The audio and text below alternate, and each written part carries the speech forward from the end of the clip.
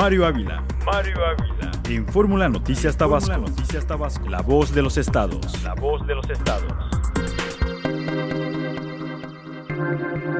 Nos vamos a establecer contacto con Mario Ávila Roque para que nos comente y nos dé su opinión sobre el caso de Colombia, las FARC, el acuerdo de paz, pero el voto negativo a algunos de los acuerdos con las Fuerzas Armadas Revolucionarias de Colombia. ¿Cómo estás, Mario? Qué gusto saludarte. Buen inicio de semana. Gracias, Gabriel, Liliana, igualmente para ustedes y para la audiencia, inicio de semana e inicio de mes. Y bueno, pues con un asunto tan relevante como el que me parece presente el caso colombiano. No sé, la verdad, qué es lo que sorprenda más y ustedes lo compartan, si el resultado, el abstencionismo o que el presidente se sujetara a un plebiscito cuando no tenía que hacerlo, es decir, puso en riesgo un proceso muy complicado y diría yo valioso para la paz en Colombia, y me parece que, pues, por decirlo menos, fue temerario. Me recuerda, no sé si ustedes lo consideren también el caso del Brexit, ¿no? Pero, sí, en fin, era un proceso, insisto, de consulta popular al cual no tenía que sujetar el acuerdo, no tenía que atar esta decisión de gobierno y negociaciones de gobierno, pero bueno, decide hacerlo y ahí están los resultados. Entender que, bueno, pues no es lo mismo, porque he hablado de referendo y de plebiscito, no es lo mismo el referendo que el plebiscito, aun cuando ambos se puedan inspirar en el principio de la consulta a nivel popular. Hay que recordar que el referendo versa sobre todo sobre la forma de las instituciones por una vía distinta a la del órgano legislativo, cuando actúa como poder constituyente, es decir, se somete a priori iniciativas y otros aspectos a la consulta de la ciudadanía y no, digamos, sobre hechos consumados. El plebiscito, por ejemplo, un pronunciamiento sobre la política oficial, es una evaluación de hechos que, como les digo, son eso, ¿no? Eventos ya cumplidos y de las propuestas futuras. En el caso colombiano ha sido realmente un plebiscito lo que ha ocurrido, toda vez que pues los acuerdos ya estaban tomados, ¿no? Ahora, hay que, digamos, sopesar también el porqué el no de la respuesta, que aunque atiende a una posición minoritaria de la población, minoritaria, pero ¿cuáles pudieron haber sido estos incentivos que tuvo esta población para ir en contra del acuerdo de paz? Pues en primer lugar diría yo los agravios, las muertes que durante 50 años ha padecido el pueblo colombiano, ¿no? En manos de las FARC. Es un grupo que pide castigo, que pide la aplicación de la ley, ¿no? Y no conceder a un grupo beligerante derechos y garantías como a los ciudadanos que aniquilaron, a los ciudadanos que violentaron, a los que mataron. Entonces, hay un sector de la población en Colombia que radicalmente dice, a ver, estas personas delinquieron, mataron, secuestraron, pues que se aplique la ley. No podemos de la noche a la mañana decirles sí, y ahora, bueno, pasen ustedes, constituyan un partido político, una fuerza social, y entonces bienvenidos como si nada hubiera pasado. Entonces, me parece que hay elementos para fundamentar esta posición, ¿no? Que no la considero en ningún momento dado radical. Habría que platicar con personas que directamente fueron afectados, ¿no? Como el caso de Ingrid Betancourt y otros. Me parece que es el caso más emblemático, pero bueno, me parece que ahí están sus motivaciones. Ahora, ¿por qué el sí? Bueno, pues expresa claramente el anhelo de paz de un pueblo que está cansado después de 5 décadas de atentados, de bombas, de todo lo que las FARC, digamos, han llevado a cabo en su lucha, o al menos a lo que ellos consideran como su lucha, ¿no? Para los del no, me parece que aplica la máxima de que el fin no justifica los medios. En este caso, con tal de alcanzar la paz, pareciera que hay una absolución de crímenes tremendos. No hay que olvidar la participación de la guerrilla en la época o en la era de Pablo Escobar, Gabriel, Liliana, que pues fue una complicidad brutal, en donde pues muchos dicen que Pablo Escobar habría alimentado a este grupo con recursos a fin de que le permitieran llevar a cabo sus actividades en la selva. Y no lo es tal. Habría que leer el libro de Alonso Salazar, en donde las FARC impusieron condiciones al narcotráfico y resultado de esas condiciones vinieron los pagos. Pero es decir, no es que de inicio el grupo de narcotraficantes de Medellín hubieran dado dinero a fin de obtener algo. No, a ellos les impusieron las condiciones, fueron las FARC las que impuso las condiciones al grupo de narcotraficantes, y sí, se nutrieron de recursos, pero esto habla del poder que desde entonces ya tenían las FARC, ¿no?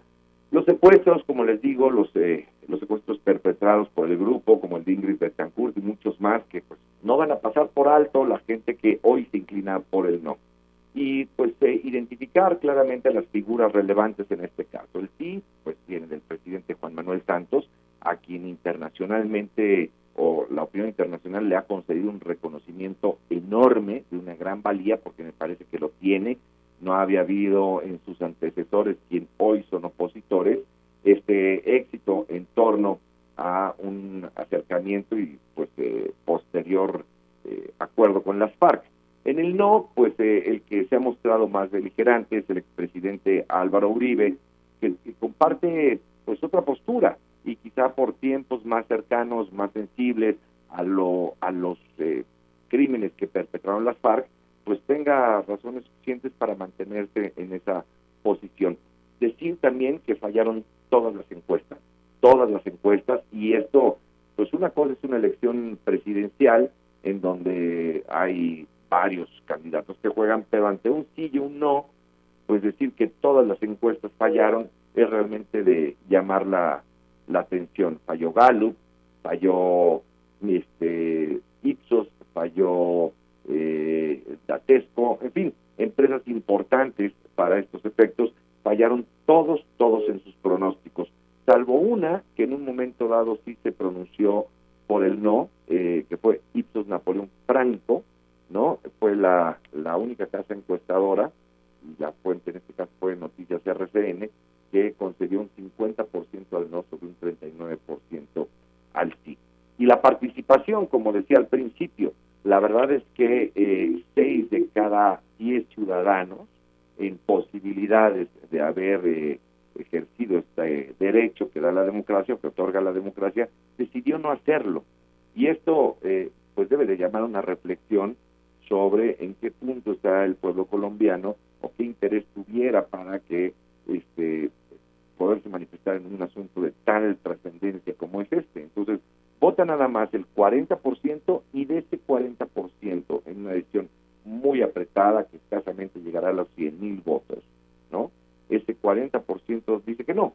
Entonces, estamos hablando realmente de una minoría, en el caso colombiano, de personas que prefieren ir o optar por otra ruta con las FARC, que sí puede alcanzar la paz, o que sería una ruta de alcanzar la paz, pero con otros medios, no justificando el fin, digamos, con los medios actuales. Ellos buscarán modificar, ahora que se ha dado el no, puntos que motivaron su decisión, ¿no? Y ahora toca al gobierno y a las FARC mismas. Ya no es un acuerdo, digámoslo así, el gobierno, las FARC, en donde se tengan que poner de acuerdo. No, ahí ya hay coincidencias, y ahora se trata de acercar esas coincidencias a este sector reducido de la población que dice que no, ¿no? Es de llamar la atención todo esto que dices, Mario, porque si bien ayer como que el sentimiento era como Colombia dijo que no a la paz, ¿no? Y de repente ya que empiezas a escuchar qué es lo que realmente estaba pasando, bueno, no es un no a la paz, es un no a estos acuerdos que se tomaron en Cuba. Entonces aquí ahorita es la oportunidad de renegociar, y aparentemente el sentimiento, según lo que han declarado las partes por parte de las FARC y el presidente de Colombia, bueno, pues que se van a volver a sentar a hacer estas negociaciones, ¿no? O sea, ¿es esperanzador? ¿Podría ser? Es correcto, pero en esta ocasión, Ileana y Gabriel, amigos del auditorio en Villahermosa, lo que tendrán que negociar sí el gobierno y las FARC, pero ya afortunadamente hay una plataforma de acuerdo.